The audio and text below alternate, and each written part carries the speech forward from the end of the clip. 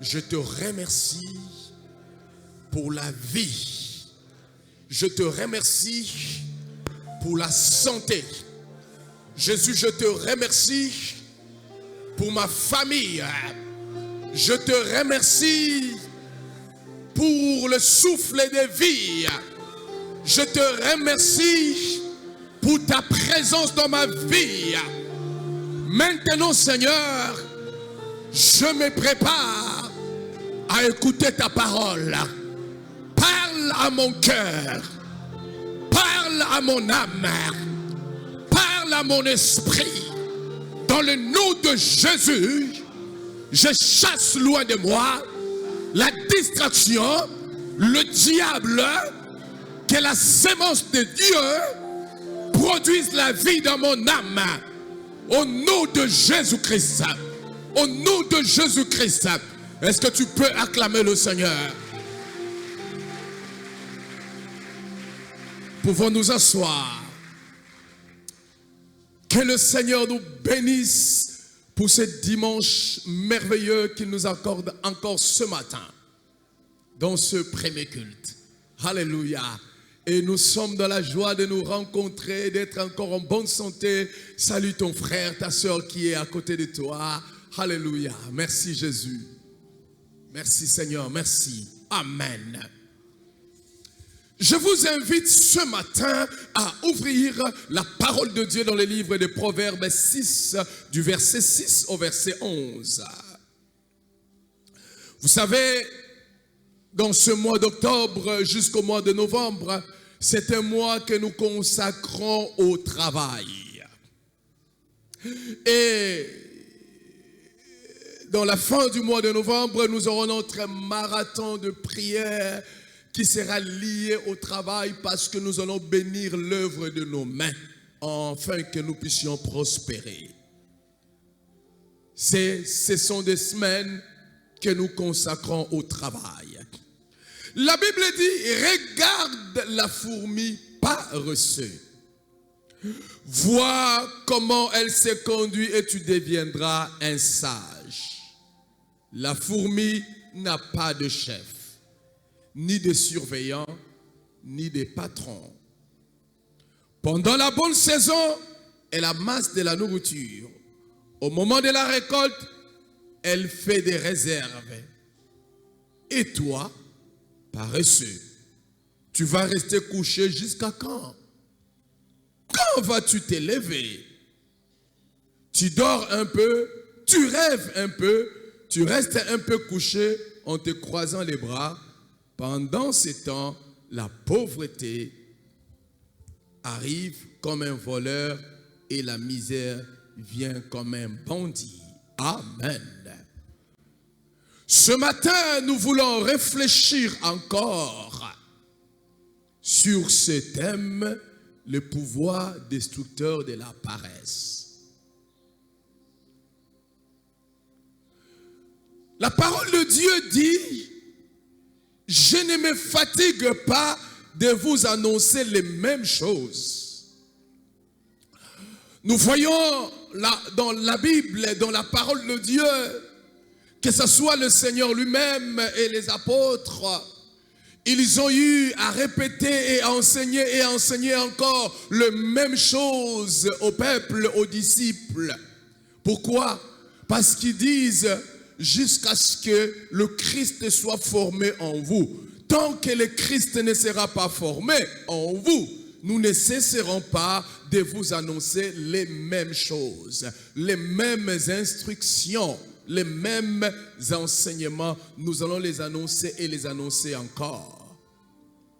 Bien-aimés, nous avons besoin que nous puissions prospérer dans nos vies. Nous avons besoin que nos familles prospèrent. Nous avons besoin que notre nation prospère. Nous avons besoin que notre église prospère. Nous n'avons pas besoin de voir dans notre église que notre église soit remplie d'hommes et de femmes mendiants. Parce que cela n'est pas la volonté de Dieu. Quand nous allons dans l'église primitive, la Bible dit que dans l'église primitive, il n'y avait point d'indigents, il n'y avait point de pauvres, il n'y avait point de misérables. Il n'y en avait pas. Ça veut dire que la pauvreté n'a pas normalement sa place dans l'église du Seigneur. Et pour que la pauvreté ne puisse pas avoir de la place dans l'église du Seigneur, il doit avoir des hommes et des femmes qui travaillent. Et pour que les hommes et les femmes travaillent dans l'église du Seigneur, il y a un élément important que nous devons chasser au milieu de nous. Et cet élément s'appelle la paresse. Voilà pourquoi tu diras à ton voisin, voisin, ne sois pas paresseux. Ah, dis-le très bien, voisin, ne sois pas paresseux. Voilà pourquoi nous sommes en train de parler du pouvoir destructeur de la paresse. Comment est-ce que la paresse peut détruire une vie, peut détruire une destinée, peut détruire une famille, peut détruire une nation tout entière? La paresse. Lorsque l'on dit qu'une chose a le pouvoir, cela veut dire que la chose détient une certaine capacité. Elle a une certaine force. Cette chose peut produire d'impact ou des résultats dans une vie. Lorsque l'on parle qu'une chose a le pouvoir, elle a la capacité. Et bien aimé, cette chose appelée la paresse a le pouvoir, a la capacité d'agir, a la capacité d'impacter. La paresse a la capacité de produire les effets. Elle a la capacité de produire les effets. Voilà pourquoi nous n'avons pas besoin qu'au milieu de nous, nous puissions avoir des paresseux. Nous n'avons pas besoin que la sémence de la paresse puisse s'implanter dans nos vies. Nous n'avons pas besoin que la sémence de la paresse puisse s'implanter dans nos cœurs. L'église du Seigneur doit être une église des hommes et des femmes qui travaillent. Vous savez, mes frères, il y a 3 choses qu'un paresseux ne fera jamais. Retenez-le. 3 choses qu'un paresseux ne fera jamais.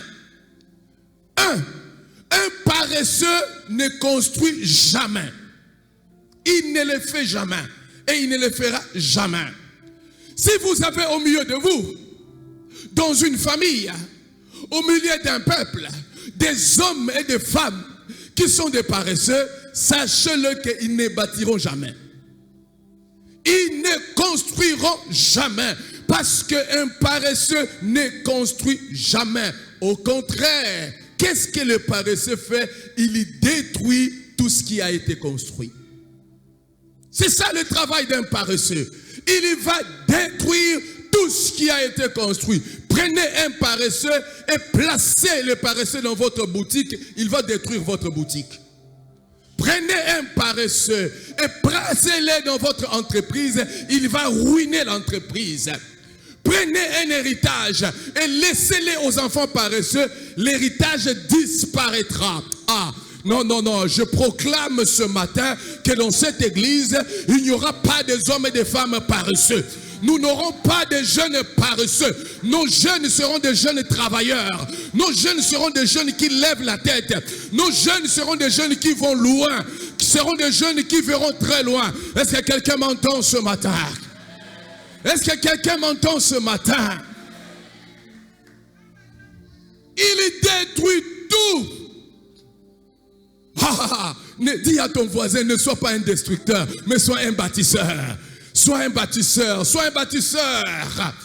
Oh, l'église, la parole de vie, a besoin de bâtisseurs. Notre quartier Mombele a besoin de bâtisseurs. Le monde a besoin de bâtisseurs. Notre pays, la République démocratique du Congo, a besoin de bâtisseurs. Et je proclame que Dieu suscite au milieu de cette église une génération de bâtisseurs. Toi, tu fais partie de cette génération-là.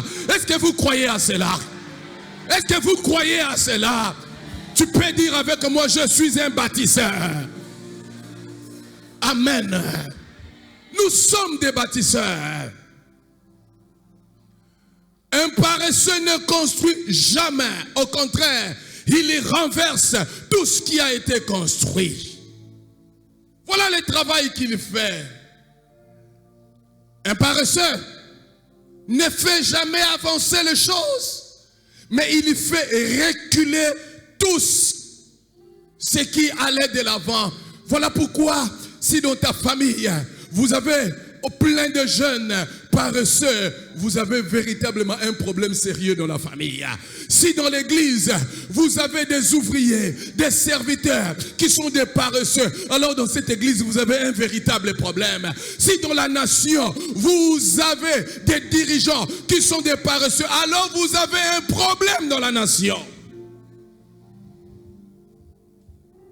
Le paresseux ne construit jamais.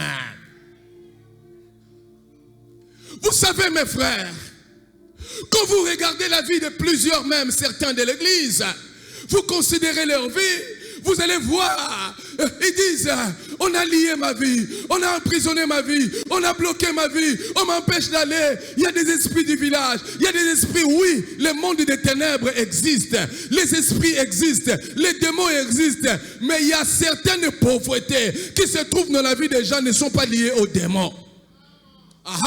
Avant de considérer les démons qui est en train de te bloquer, avant de les considérer, commence d'abord à considérer ta vie. Est-ce que tu es un travailleur?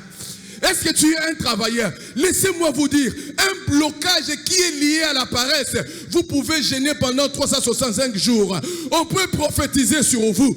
On peut bénir votre vie. Vous ne réussirez jamais. Car en réalité, le géant qui bloque ta vie n'est pas un démon, mais ce géant s'appelle la paresse.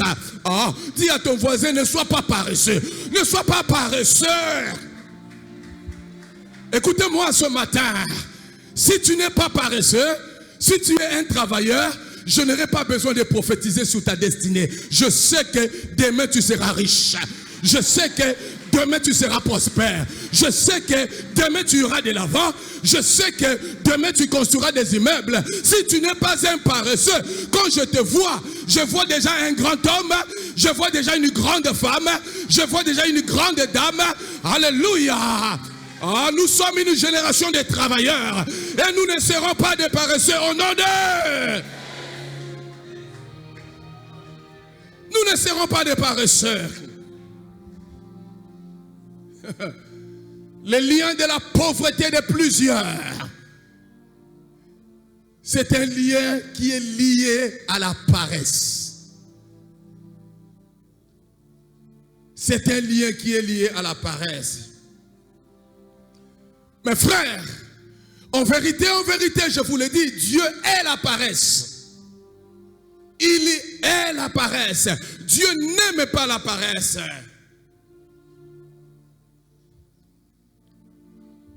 Si nous disons que nous appartenons à ce Dieu, nous sommes son peuple, nous sommes créés à son image, nous devons haïr la paresse comme ce Dieu lui-même est la paresse. Voilà pourquoi, quand nous lisons les Écritures, nous lisons les livres du commencement, nous lisons les livres de Genèse, nous allons voir que dans les livres de Genèse, notre Dieu qui est la paresse, notre Dieu qui aime le travail, la Bible dit lui-même en tant que Dieu, il travailla pendant 6 jours. Oui, Dieu a travaillé pendant 6 jours et il s'est donné juste un jour du repos. Mais laissez-moi vous dire, un paresseux va se reposer pendant 6 jours et il n'aura qu'un jour du travail. Non.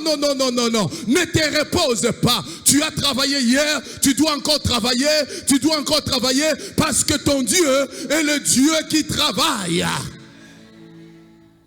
Est-ce que quelqu'un m'entend ce matin? Jésus a dit, je cite, Jean 5, 17. J'aime ça.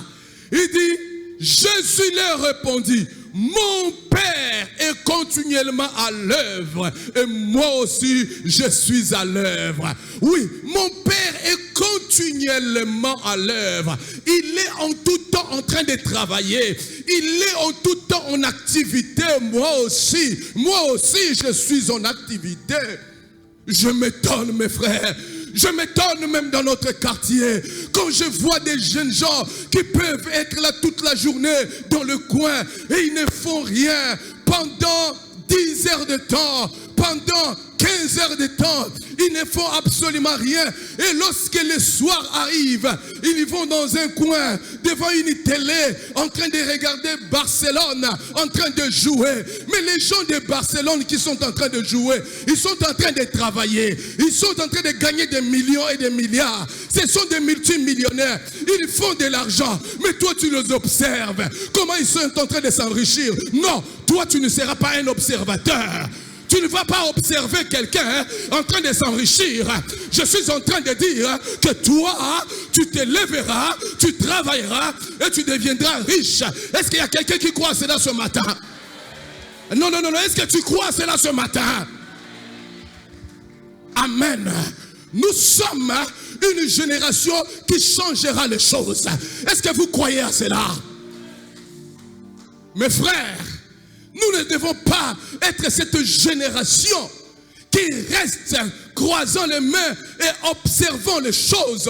Non, nous ne sommes pas des observateurs, mais nous sommes une génération d'acteurs. Nous serons en train de travailler. Nous sommes des metteurs en scène.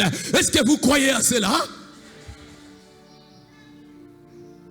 Alléluia.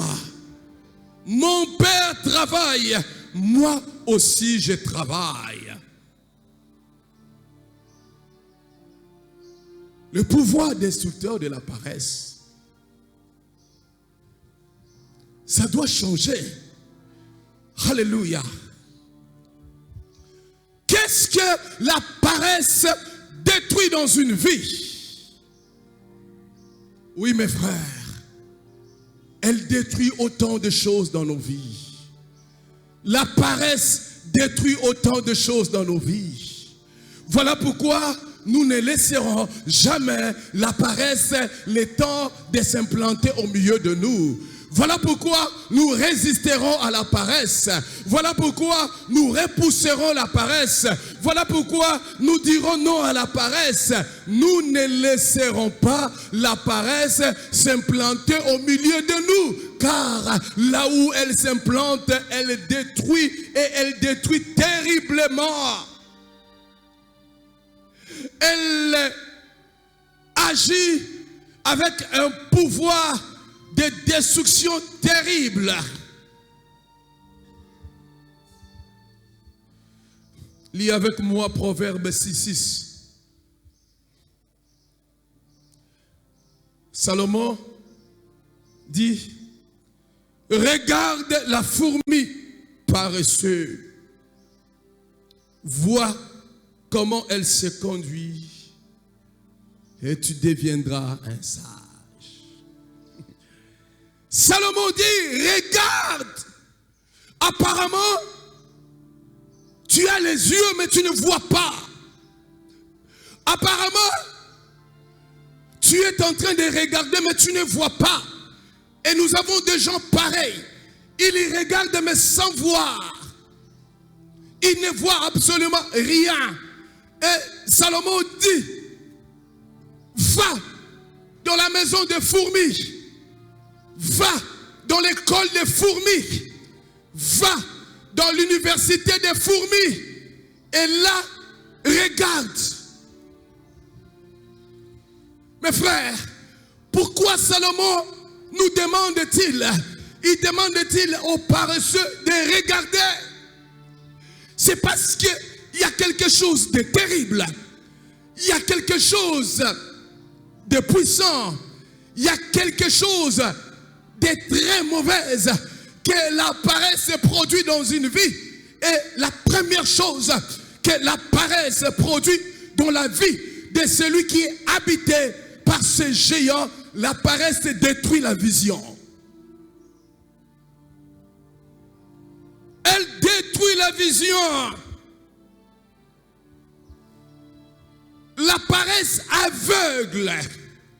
Elle vous empêche de voir les choses comme vous devez les voir. Elle vous empêche de considérer les choses comme vous devez les considérer. Voilà pourquoi un paresseux voient les difficultés partout. Même là où les gens voient une porte de sortie, ah, ekosimbate, ekosimbate. Essayons quand même si ça ne réussira pas. Mais non, ekosimbate. Ils voient des difficultés partout. Les paresseux. Alléluia. La paresse aveugle la vision. Vous savez, la vision, c'est quoi? La vision, c'est une perception. C'est une capacité de l'esprit de voir quelque chose que l'on matérialisera. Une capacité intérieure de concevoir quelque chose, de voir quelque chose que l'on va matérialiser dans le jour à venir. Frères et sœurs, pour affaiblir Samson, ces géants héros, qu'est-ce que les ennemis de Samson ont fait? Ils ont détruit ses yeux. Ils savaient qu'en détruisant les yeux de Samson, cet homme devient vulnérable. Cet homme ne peut plus aller plus loin. Cet homme ne peut plus les mettre en difficulté. Il y a des gens, il y a d'hommes et de femmes dans l'église, au milieu des peuples, au milieu des nations, qui ont les yeux détruits, qui ont des visions détruites. Ah, je prie ce matin, je prie que dans cette saison, toute vision qui a été détruite, cette vision soit retrouvée. Elle détruit la vision pour rendre inactif Samson. Mes frères, notre Dieu est le Dieu visionnaire. Jamais Dieu ne fait quoi que ce soit sans avoir eu à le concevoir dans son esprit. Dieu n'improvise pas les choses. Tout ce que Dieu fait, il l'a conçu d'avance. Il a réfléchi sur cela d'avance. Il a pensé sur cela d'avance. Il a planifié cela d'avance. Parce que Dieu est un Dieu visionnaire. Il savait que cet homme connaîtra la chute. Il savait que cet homme va glisser. Il savait que l'ennemi fera tomber cet homme. Voilà pourquoi, avant même qu'il puisse créer l'homme, il avait préparé un agneau. Voilà pourquoi Jésus est appelé l'agneau de Dieu qui a été préparé avant la fondation du monde. Dieu savait et il avait préparé un moyen de sortie parce que Dieu est un Dieu visionnaire. Mes frères, jeunes gens, vous qui êtes là ce matin, ayez des visions, ayez des rêves, rêvez quelque chose, ayez la vision de quelque chose. Alléluia. Est-ce que tu peux dire avec moi, personne ne m'empêchera de rêver, personne ne m'empêchera d'avoir une vision. Est-ce que vous vous entendez? Ayez des visions. Nous devons avoir la vision. Mais lorsque la paresse s'introduit dans la vie d'un homme, elle vient pour détruire la vision. Mes frères, il y a quelque chose que les hommes aussi méchants peuvent avoir, peuvent être. Aussi méchant peut être le diable. Le diable ne peut pas. Il n'a pas la possibilité de détruire une vision que vous avez. Il n'a pas la possibilité de détruire un rêve que vous avez à l'intérieur de vous. Voilà pourquoi les frères de Jacob, les frères de Joseph ont essayé de détruire la destinée de Joseph, mais malheureux pour eux. Chose malheureuse pour ses frères, ils étaient incapables de détruire le rêve de Joseph. Ils étaient incapables de détruire ce que Joseph était en train de rêver. Oh, je te prie ce matin, rêve grand, rêve quelque chose de grand avec Dieu. Rêve grand. Est-ce que tu peux dire avec moi, je veux rêver grand avec Dieu? Alléluia. Car vous ne pouvez matérialiser que ce que vous rêvez. Sans cela, vous ne pouvez rien, mes frères. Avant que cette maison soit ainsi, Il y a eu un plan dans l'esprit de quelqu'un. Chaque immeuble que vous trouvez sur la terre s'est levé. Ces grands immeubles, ces voitures construites par les meilleurs constructeurs, ces smartphones qui nous donnent autant de services. Sachez-le, avant que ça soit dans tes mains, avant que ça soit dans nos mains, ça a été d'abord dans l'esprit de quelqu'un. Ayez un rêve, mes frères. Ayez un rêve. Est-ce que tu peux dire avec moi, j'ai un rêve? Ayez un rêve. Alléluia. À la période de la ségrégation raciale aux États-Unis, on ne voulait pas que les blancs et les noirs se retrouvent dans le même endroit. Il y avait une restriction de la liberté. Et les noirs ne pouvaient pas être libres de vivre leur vie.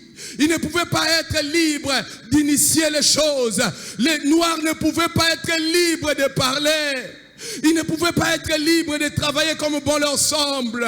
Mais au milieu de cette ségrégation raciale, s'est levé un homme, s'est levé un pasteur du nom de Martin Luther King. Et il a dit, j'ai eu un rêve, j'ai eu un rêve. Frères et sœurs, je t'interdis de ne pas rêver. Tu dois rêver et tu dois rêver et tu dois rêver encore. Même si le Congo est encore ce qu'il est aujourd'hui, ça ne doit pas t'empêcher de rêver un Congo meilleur. Même si ta famille, elle est ce qu'elle est aujourd'hui, ça ne doit pas t'empêcher d'avoir un rêve pour ta famille, un rêve pour ton foyer, un rêve pour tes enfants. Pourquoi pas rêver? Rêve que ton enfant deviendra un ministre.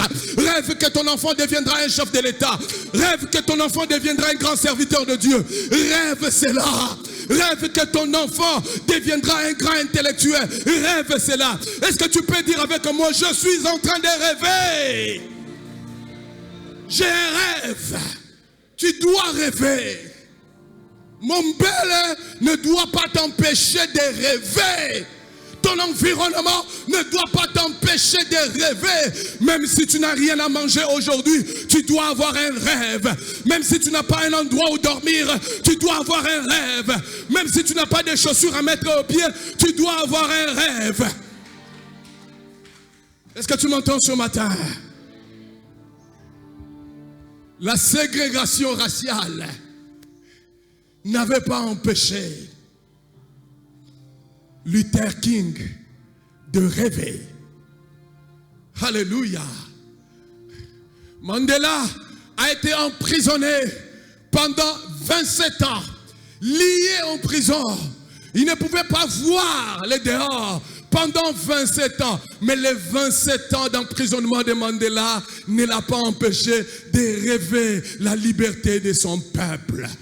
Ça ne l'a pas empêché de rêver la liberté de son peuple. Mes frères, Dieu réalise les rêves. Dieu réalise les visions. Et je proclame ce matin que le rêve que tu as, tu touches à ces rêves. Que la vision que tu as, tu touches à cette vision. Je ne sais pas, je parle à qui ce matin? Le rêve de quelqu'un, la vision de quelqu'un va se concrétiser. Je ne parle pas à ton voisin, je parle à toi. Ça va se concrétiser. Paul dit, je suis lié, mais l'évangile n'est pas lié. Je suis en prison, mais la vision que j'ai d'annoncer l'évangile, d'atteindre des peuples, d'atteindre des nations n'est pas liée. Alléluia. Le Congo ne liera pas ma vision. Ma famille ne liera pas ma vision. Les temps et les circonstances que je traverse ne liera pas ma vision. J'ai un rêve, j'ai une vision. Est-ce que quelqu'un m'entend ce matin? Est-ce que quelqu'un m'entend ce matin? Mais chose étonnante, mes frères, c'est que personne ne peut arrêter et lier comme rêve que vous avez. La paresse va l'arrêter. Oh là là. La paresse va l'arrêter. Alors que les démons de l'enfer ne peuvent pas le faire. Alors que mes amis ne peuvent pas le faire. Alors que l'environnement dans lequel je vis ne peut pas arrêter mon rêve, ne peut pas arrêter ma vision. Mais voilà, la paresse vient l'arrêter. Voilà pourquoi ce matin je refuse que ce géant de la paresse soit dans la vie de quelqu'un. Parce que la vision, le rêve que vous avez doit se réaliser.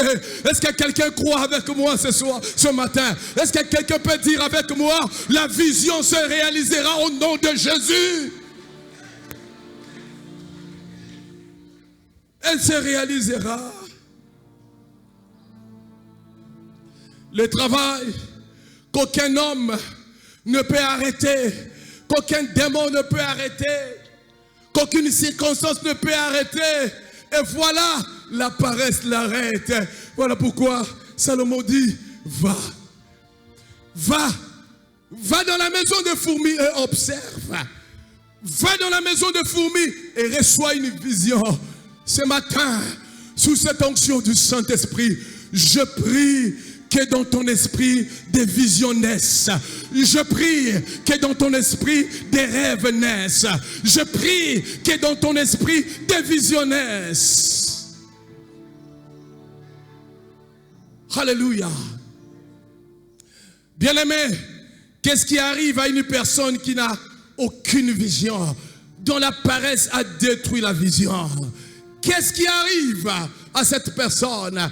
Quel est le résultat? Qu'est-ce qui va se produire dans sa vie? La première chose qui va se produire, quiconque n'a aucune vision de sa propre vie, il a perdu la vision à cause de la paresse, et il ne produira rien de bon dans sa vie. Je m'étonne que l'homme que nous sommes la meilleure des machines qui existent dans l'univers. Nous sommes la machine la plus perfectionnée.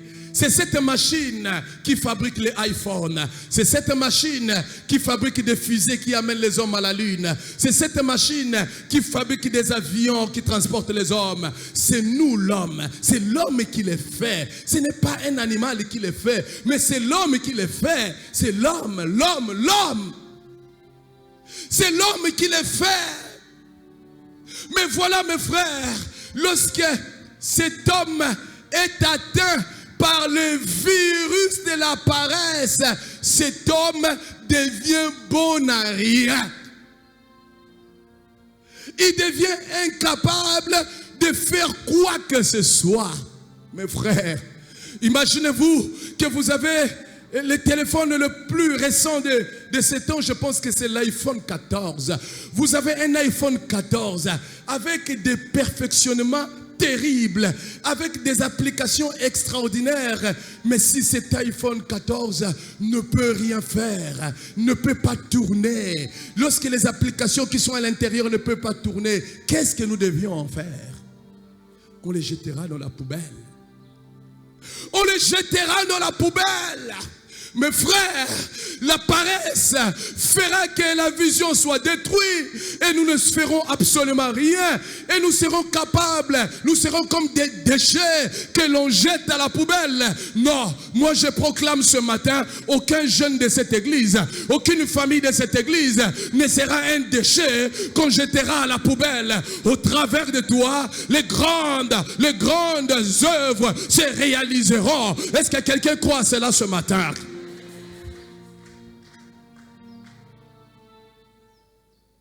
Tu ne feras absolument rien. Parce que tout a été détruit par la paresse. Bien-aimé, lorsque la paresse détruit notre vision, vous savez, nous allons commencer à vivre notre vie comme une bête. Vous savez, les animaux vivent avec l'instinct.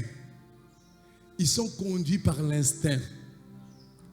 S'ils sentent que je dois aller manger, il va manger. S'ils sentent que je dois boire, il va prendre quelque chose. S'ils sentent qu'il doit dormir, il va dormir. Et tu seras conduit tout simplement par tes instincts. tu n'auras pas une vision de la vie. Tu n'auras pas une vision de ta destinée. Tu n'auras pas une vision de ton avenir.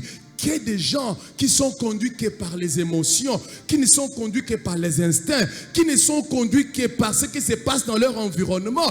Voilà pourquoi tu verras, lorsque son frère a acheté une bonne veste, lui aussi il dit, moi aussi je vais acheter une bonne veste. Lorsqu'elle voit une sœur avec une jupe de l'époque, il dit, moi aussi je dois avoir la jupe de l'époque. Elle n'a aucune vision, il n'a aucune vision. Il ne sait pas ce frère qui a acheté une veste et la raison pour laquelle il a acheté. Peut-être ce frère a acheté sa belle veste parce que demain il aura une interview avec un PDG quelque part. Il dit, je dois très bien m'habiller, bien me présenter, afin que l'on puisse m'engager. Mais toi tu n'as pas d'interview. Tu as tout simplement un fonds de $200 et tu prends les $100, tu achètes veste parce qu'il y a un Mokambi dans l'église qui avait sa veste. Moi aussi je dois avoir ma veste. Mon Dieu! Comment tu peux être si émotionnel?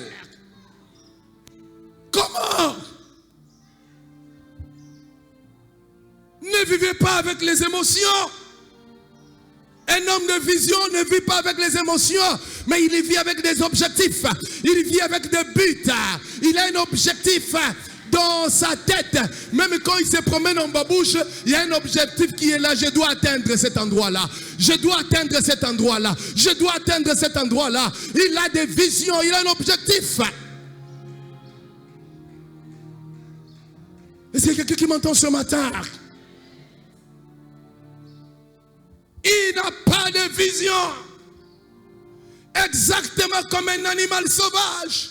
Voilà pourquoi chaque $10 qui entre dans sa famille, il commence d'abord à se retrouver quelque part dans un supermarché. C'est cet endroit, cette église dans laquelle on vous demande ni offrande, ni dîme, mais vous videz toute votre poche. Et il est en train de pousser les chariots en souriant. J'étais dans le supermarché et il fait des selfies dans le supermarché. Quelle vision!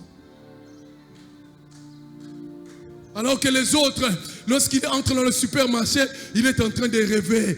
Prochainement, je dois moi aussi produire un supermarché. Je dois moi aussi devenir un patron.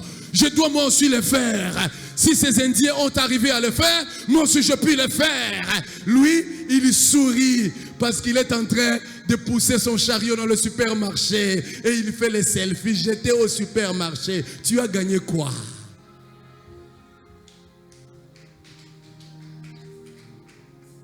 Dis à ton voisin, change ta vision.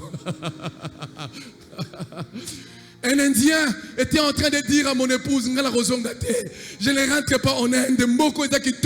Un Indien dit, ce pays ici c'est bon. Mais lui-même, les Congolais disent, ce n'est pas bon, vaut mieux que j'aille en Ukraine.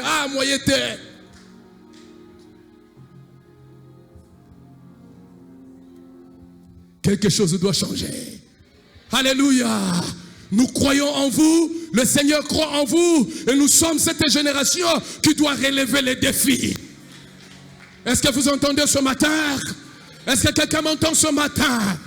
Je prie ce matin qu'au milieu de cette génération, il y en a plusieurs qui vont relever les défis. Vous allez relever les défis. Alléluia. Je prie que tu deviennes un grand importateur. Tu avais commencé tout simplement à vendre des vestes de maison à maison. Mais je déclare, par le courage du travail, tu deviendras un grand importateur. Le Seigneur va le faire avec toi, car le Seigneur honore ceux qui travaillent, parce que lui-même est un travailleur. Est-ce que quelqu'un m'entend ce matin? Bien-aimé, quelqu'un qui n'a pas de vision, parce que la paresse a détruit la vision, sa vie sera stérile. Bien-aimé, la plus grande stérilité qu'un homme puisse avoir dans sa vie, la plus grande stérilité qu'un peuple puisse avoir, le plus grand désert qu'un peuple puisse avoir ou traverser dans sa vie, c'est le désert de la vision. Lorsque ce peuple n'a plus de vision, lorsque ce peuple est devenu stérile à son intérieur, lorsque son peuple ne sait plus développer une vision, ce peuple est devenu un peuple qui n'ira nulle part. Il n'ira nulle part. La stérilité de la vision. Voilà la plus grande stérilité qu'un peuple peut avoir. Bien-aimé, celui dont la paresse a détruit la vision, il n'aura rien à laisser aux générations futures. Ah oui, s'il peut laisser à cette génération future quelque chose, il leur laissera des problèmes, des difficultés, des dettes, toutes sortes de problèmes compliqués, la pauvreté, des maladies. Il va laisser cela comme héritage aux générations futures. Parce qu'un paresseux dont la paresse a détruit la vision, il ne laisse rien aux générations futures. Cela ne sera pas ton cas. Je suis en train de proclamer ce matin que tu laisseras des choses, des biens dont les générations futures seront fiers de toi. Est-ce que quelqu'un croit cela ce matin? Y a-t-il quelqu'un qui croit cela ce matin? Est-ce qu'il y a-t-il quelqu'un qui croit cela ce matin? Le pouvoir destructeur de la paresse.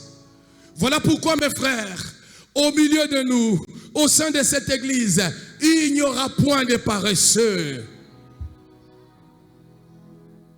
La paresse va détruire la vision. Et il vous empêchera d'être capable d'orienter vos ressources vers les choses qui peuvent les faire avancer. Il nous amènera à orienter nos investissements vers nos émotions, nos sentiments et des choses semblables. Ce matin, je voudrais prier que Dieu suscite au milieu de nous des hommes qui ont des visions. Et Dieu les aide à matérialiser cette vision. N'ayez pas peur d'avoir une vision. Une vision qui vient de Dieu ne peut pas être plus petit que vous, plus grand que vous. Ça doit être plus grand que vous, mais ça ne doit pas être plus petit que vous, mais ça doit être plus grand que vous, parce que Dieu ne peut pas vous donner quelque chose qui soit plus petit que vous, mais Dieu, il donne toujours ce qui est plus élevé, ce qui est plus grand, afin que lorsque ça se réalisera, l'on dise, ça c'est le doigt de Dieu, c'est la main de Dieu qui a travaillé avec lui. J'aimerais prier pour une catégorie de personnes, seulement pour ceux-là qui ont des grandes visions. Si tu n'as pas une grande vision, assis-toi. S'il te plaît, sois sincère vis-à-vis de toi-même. Si ta vision est la vision du Thompson, de Matembele, des choses semblables, assis-toi, je t'en supplie. Je veux tout le monde se lever. Je ne fais pas l'appel à tout le monde. Je fais seulement l'appel à ceux-là qui ont une grande vision. Si tu n'as pas ça, je remercie ta sincérité, assis-toi.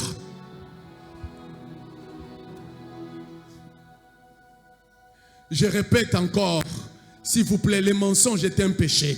Si tu n'as pas une grande vision, assis-toi. Je veux seulement prier pour ceux-là qui ont une grande vision. Alléluia. Oh, je suis heureux d'être devant des grands visionnaires. Ah, je suis heureux d'être devant des grands visionnaires. Je suis heureux d'être devant des grands visionnaires. Ah, des gens qui vont bâtir des parcs d'immeubles, des gens qui vont bâtir des supermarchés, des gens qui seront des grands savants, des gens qui seront des géants, oui, des géants. C'est à ceux-là que je parle. Je ne suis pas le fruit des hasards. Non, non, non, non, non. Dieu ne se trompe jamais. Dieu ne peut pas me projeter sur la terre comme par hasard. C'est parce qu'il a mis quelque chose de grand en moi que je dois réaliser. Il y a une vision que je dois réaliser. Et toi, comme tu es là, il y a quelque chose de grand en toi que tu dois réaliser. Oh. Commence à bénir le Seigneur à haute voix. Dis Seigneur, merci parce que tu as accompli des choses au travers de moi. Merci parce que tu vas réaliser des choses. Merci parce que tu vas réaliser des choses.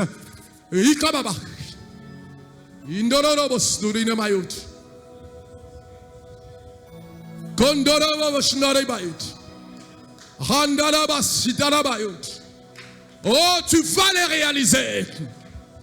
Cette vision-là, tu vas l'accomplir. Tu vas l'accomplir. Cette vision-là que tu as, tu vas l'accomplir. Par le pouvoir du travail, tu vas l'accomplir. Cette vision-là, tu vas l'accomplir. Je dis que tu vas l'accomplir. Cette vision-là, tu vas l'accomplir. Tu vas les réaliser.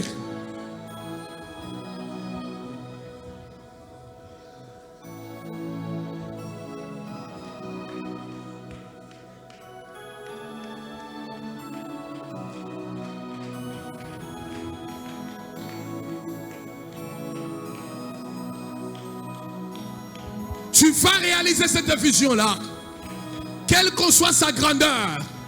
Ne dis pas que les ressources viendront où. Je dis que tu vas les réaliser. Tu vas les réaliser. Tu vas les réaliser. Cette vision-là, tu vas l'accomplir. Tu vas les réaliser. Shorabaït. Rabashita Rabayut. Ikamababayondut. Oh, Lobo Satara Babayut. Je proclame ce matin que la puissance du Saint-Esprit, l'onction du Saint-Esprit te touche pour réaliser la vision. Pour réaliser la vision. Pour réaliser la vision. Car il est écrit, ce n'est ni par la force, ni par la puissance, mais par mon esprit. Par mon esprit. Tu réaliseras cette vision-là.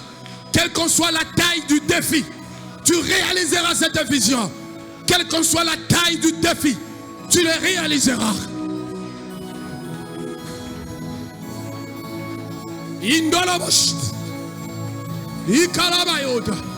Je chasse la complexe. Je chasse les complexes. Je chasse les complexes. Je chasse la paresse. Tu vas réaliser cette vision-là. Tu vas le réaliser. Reçois la force de travailler dans cette vision. Reçois la capacité de travailler dans cette vision. Reçois la force de travailler dans cette vision.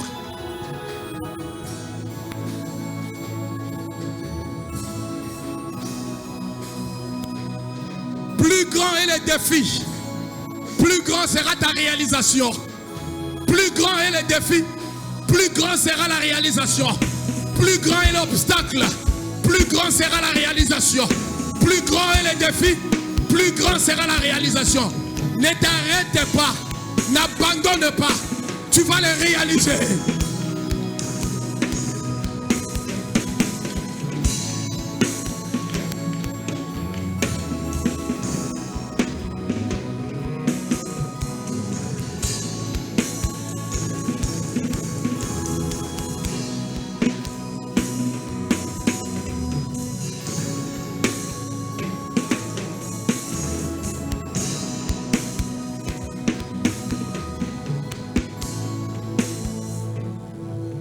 Merci Seigneur pour ces patrons que je vois ce matin.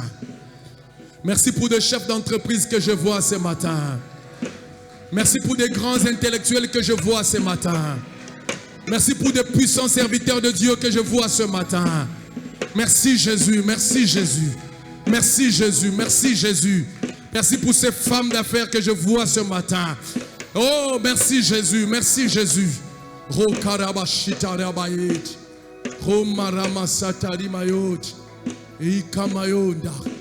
Merci Jésus. Bénis nos offrandes, bénis nos dîmes, bénis nos dons pour la construction. Bénis-les dans le nom de Jésus-Christ. Bénis-les dans le nom de Jésus-Christ. Est-ce que quelqu'un peut acclamer le Seigneur? Yesu, jina lako Yesu. lako Yesu, jina lako Yesu, jina lako Yesu, jina lako Yesu.